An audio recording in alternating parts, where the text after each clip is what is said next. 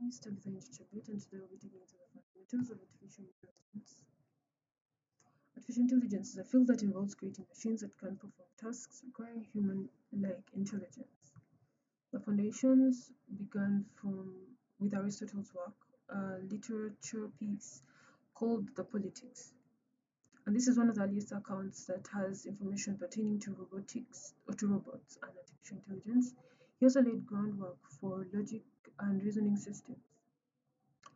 Early automations such as Leonardo da Vinci's humanoid robot in 1495 and Jacques de Vaucanson's mechanical duck in 1738 were also developed and also came later on after this. We also have Joseph Marie Jacquard in 1801 coming up with or inventing the automated loom that helped automate the weaving process.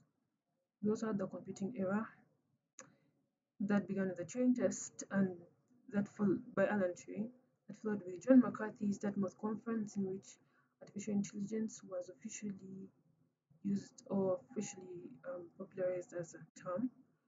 Then we had the Samuel Checker program in 1850 that was able to play checkers against a human being and win.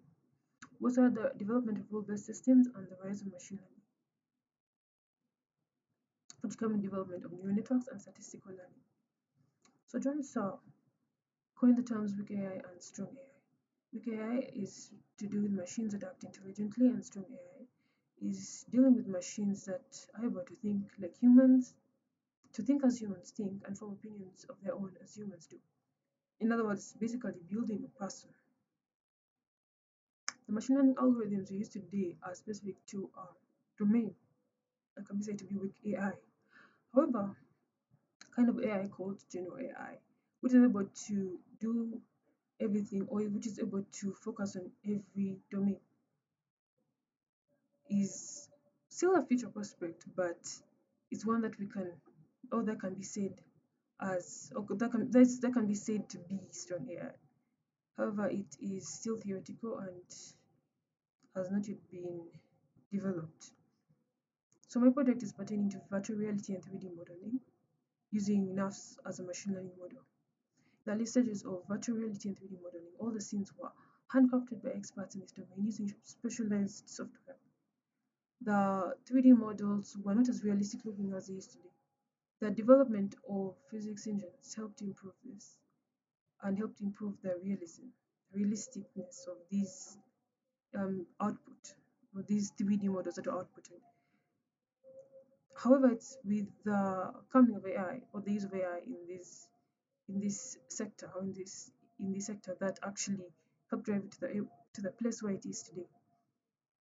Today, the trend is currently moving toward AI-driven, more realistic and interactive 3D models from emerging technologies such as NAV, such as neural radiance fields, and stable diffusion. So, problem solving in AI is what we're going to discuss next, and we can discuss about it in terms of these things that we're going to discuss or define.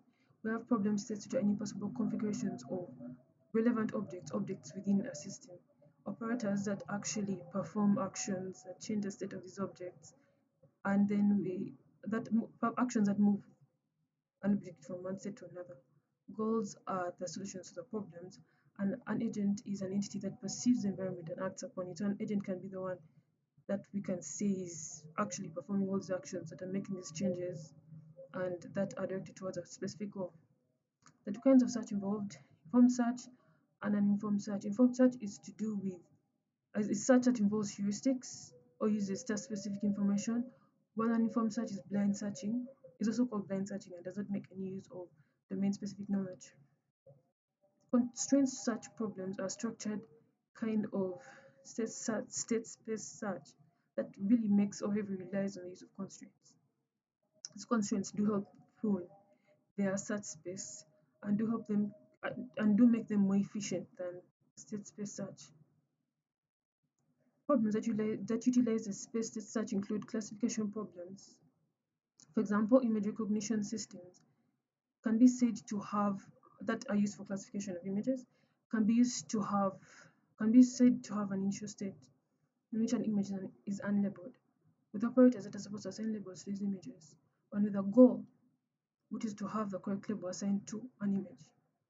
So we can envision these recognition systems going through or looking for labels that actually match to images until they come up with a label that actually fits a given image.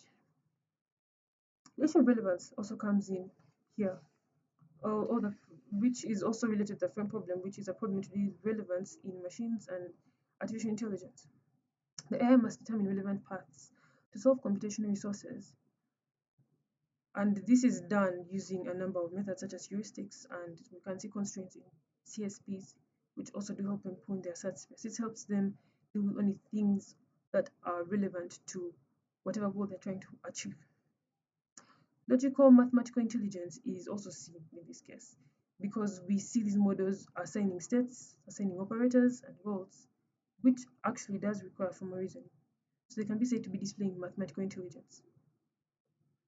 Problems in NAFs are defined as raw images, which are the initial state, a realistic 3D model, which is the goal, and operators, which reconstruct these 3D representations. So, from what we discussed earlier, there are two kinds of uninformed search we're going to talk about today. The first is the breadth first search, which in which a model begins by exploring the shallowest nodes first to find a goal, and if a goal isn't found, it moves on to the next node. The depth first to the next level, pardon me. Depth first search explores the deepest unexpanded nodes first. And if it goes down the trail and fails to find the goal, then it backtracks and goes on to explore another node that hasn't yet expanded. Informed search methods use heuristics in order to estimate how close a state is to a goal. Examples of this are the S-star algorithm, which finds the least cost path from the start node to the goal node, and the AO-star algorithm, which is designed for and/or graphs, a specialized algorithm for these graphs. So games are played a very important role in advancing such methods through coming up with a number of such strategies, such as the minimaxing strategy, in which two players which assumes that two players involved in this game play optimally. In other words, each player is playing with an aim of, with an aim of performing actions that make sure that their opponent is at a disadvantage or that their opponent loses. Alpha beta pruning is a technique that is used to optimize minimaxing by pruning branches that do not influence a final decision. So, clustering reduces search complexity, which is a combination of time complexity and space complexity, by decreasing the number of states. It does this by grouping similar states together, and this makes the search process or the problem solving process much easier because we have these different similar states that are actually put together. AI displays spatial intelligence when navigating search trees, which can be likened to the mental conceptual simulation of possibilities, which can also be seen in human beings when they are thinking about coming up with a solution to a problem.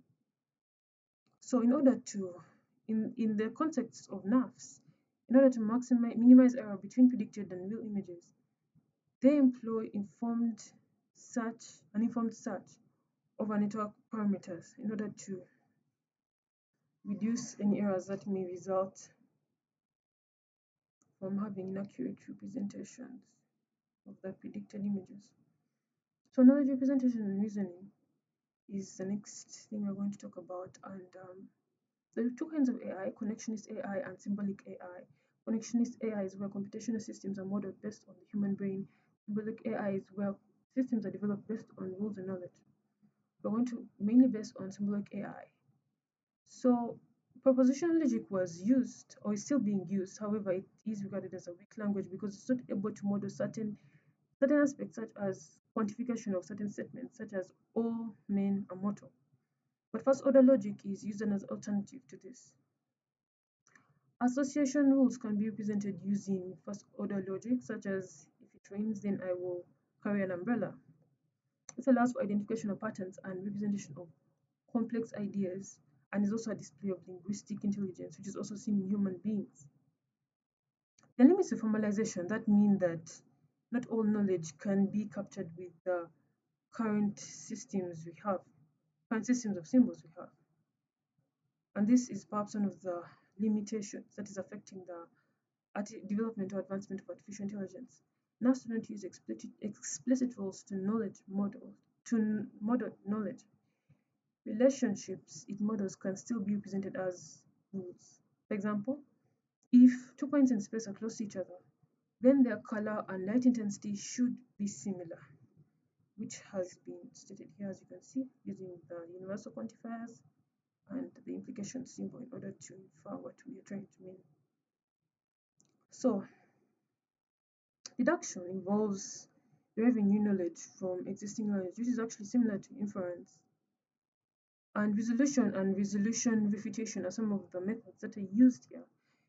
Resolution is sound but not complete, while resolution refutation is complete. This is because in resolution, a conclusion that logically follows from a set of premises is not guaranteed to be provable in this system, in this system, and that uses resolution. However, with resolution refutation, this is the case.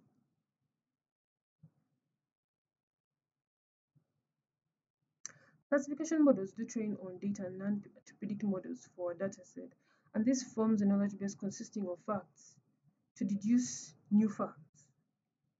Models can then be said to reason in order to obtain these conclusions from these facts. This mimics logical mathematical intelligence in humans. So the debate is whether merely displaying this kind of intelligence, be it logical mathematical intelligence or linguistic intelligence, is enough for us to say that these machines are intelligent, as Alan Turing believed. John Searle disagreed because he claimed that true understanding is required for there to be for it to be said that there is genuine understanding being involved. So we are going to see how inference is applied in NAFs. NAFs do learn depth and radiance values from a continuous function they learn from their training data. They use this to predict unseen angles or unseen scenes of objects without understanding what the objects are. So they do not actually know what the objects are, but they learn because they are able to understand, they're able to know, or they learn a continuous function from the data they're trained on. Reasoning is a mechanism of being able to use available knowledge to draw conclusions. And uncertainty can arise from a number of factors such as incompleteness and incorrectness in an agent's understanding. FOL is not sufficient enough for us to model uncertainty because it only models two states, truth or falsity. So we use probability models such as Bayesian networks and naive Bayes. Bayesian networks are probabilistic graphical models that represent conditional dependencies between variables. The variables are nodes and the conditional dependencies are the edges that connect the nodes. Naive Bayes assumes conditional independence and is a more simple or is a simpler model when compared to Bayesian networks. These two networks, or these two models, can infer labels from observed features and tolerate noisy data. They mimic naturalistic intelligence by handling incomplete or noisy real-world data signals. However, because of the limits of formalization, uncertainty can never be fully captured by the current models that we have. Besides this, first-order logic assumes complete knowledge and perfect rules in a world full of uncertainty. So, while our VR3D project does not use Bayesian reasoning, NAFs can still handle incomplete or noisy data. Conceptually, this mirrors how probabilistic models handle uncertainty even if no probabilities are computed. NAFs. So now, planning is reasoning about future prospects to establish a series of actions to achieve a goal. Planning is basically a sequence of actions that are directed at a goal. And we have a combination of problem solving and logical reasoning. There are classical planning systems such as situation calculus, strips, and planning graphs. In situation calculus, dynamic worlds are represented with situations, actions, and fluents being properties of objects. Strips, that stands for the Stanford Research Institute Problem Solver, specifies an initial state S, a goal G, and a set of preconditions with effects. The preconditions need to be satisfied before the actions can be executed. Planning graphs are graphical representations of the planning problem that alternate between positions and actions. Mutex actions are used to prune the plan space. Mutex actions are actions that are mutually exclusive, and in planning graphs, these two actions cannot happen at the same time. So such actions are pruned and removed from the planning space. Instead of planning from scratch, AI can mine for plans by analyzing historical actions and sequences to guide future actions. This is similar to planning does involve sequencing actions to achieve goals. It is similar to bodily kinesthetic intelligence in which humans reason about sequences of actions in order to coordinate physical tasks. So the issue of relevance comes up again through the firm problem. Too many relevant states can make planning unfeasible. Planning systems need to choose relevant preconditions in order to avoid wasted computation. The firm problem is partially solved by prioritizing important states or actions, but it is not fully solved. We can see examples of this in planning strategies such as strips, in which we have preconditions that need to be satisfied before actions can actually happen or can actually be executed. So this is actually helping make sure that we are only executing relevant actions and not actions that aren't relevant, because we are setting a condition that needs to be achieved before these actions can actually happen. So this partially solves the problem, but not entirely. Doesn't entirely solve the problem. NAFs do not perform classical planning, but they prioritize points along the camera points that are informative. Sparse or empty areas are skipped, reducing computation. And this is actually implicit prioritization, which is analogous to choosing relevant states in planning. Hierarchical task networks are used to decompose complex problems into subplans, and this actually helps improve the planning process. Conditional effects are used to handle context-dependent or probabilistic outcomes. This is because there's a lot of uncertainty that is involved due to a number of aspects such as incompleteness. So we use conditional rules help us in order to help us with this problem of uncertainty. Decision making with risk utilities. So there's a need for risk assessment even when we are planning. And one of the tools used is the Markov decision process, which helps us choose actions under uncertainty. It calculates actions that maximize expected rewards towards outcomes. And in this, we also see policies which map states to optimal actions. And these policies are guided by a value function which predicts the expected utility. So in data mining, we have association and prediction. Association is to do with identifying patterns or relationships in items or large data sets. And predictions are to do with forecasting outcomes. When you combine these two, they can be used to plan optimal actions, such as placing a carton of milk on the same aisle in a supermarket as bread, because it has been derived that customers who purchase bread normally purchase milk as well. The simulation argument is another the simulation argument, pardon me, is another argument that we can discuss here. It's AI decisions can be considered to be a simulation of rationality and not actual rationality being um, not actual rationality being performed by these models. This is because they again do not actually have an understanding of what they're doing, what they're manipulating. They only follow a set of instructions in order to achieve a certain goal or a given goal, expected goal. So our NAV project weighs trade-offs between rendering quality and computational cost. When training the system, we must decide whether to capture more images or use fewer points, and there are different things that come with choosing one of these options. Machine learning is a subset of AI that focuses on the ability of machines to receive a set of data and learn for themselves. Learning is the capability of an entity to acquire knowledge and integrate it on its own. The architecture of the learning system consists of three components: the learning element, the problem generator, the performance element, and the critic. The learning element makes improvements and adjustments based on feedback from the critic. The critic evaluates performance and informs the learning element.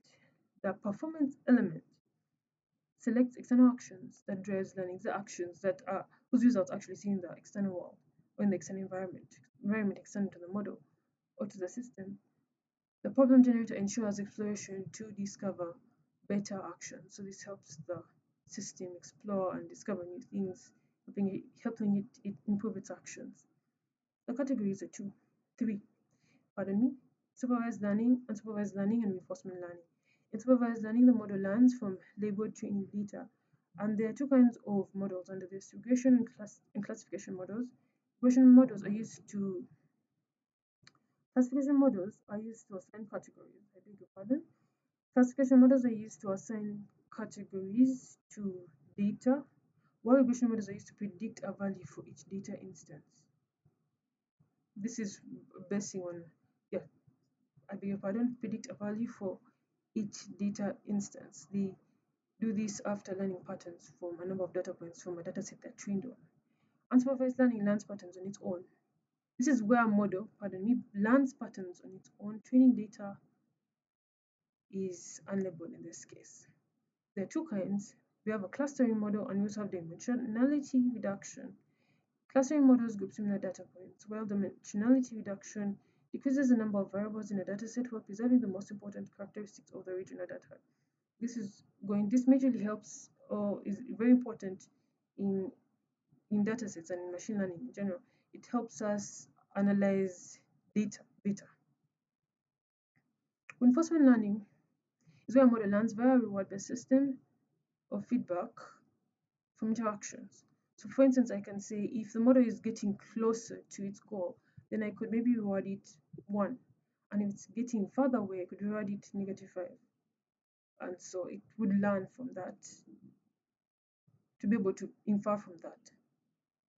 Data mining, under supervised learning, classification and regression models guide decisions from datasets. This is through what they're able to discover. Classification models are able to discover categories. Regression models are able to offer predictions of data from the data sets. In unsupervised learning, clustering uncovers some hidden structures or some unknown categories, and we do realize that machine learning mimics logical intelligence through pattern recognition and reasoning from data. Naturalistic intelligence also mimics the ability to recognize, analyze, and manipulate things in their environment. These are saying, or there's a claim that machine learning models may someday supersede humans in certain domains. But does it truly understand? Does it truly attach meaning to any of the symbols it manipulates? This is a question that has caused a lot of conflict as in the day that we live. For quite a while, there's been a debate concerning this. But perhaps someday, perhaps not, there may be machine learning model that supersedes human intelligence. For VR 3D modeling project, the regression model, a subset of all supervised learning is used to predict unseen angles of objects in order to render realistic output. Thank you.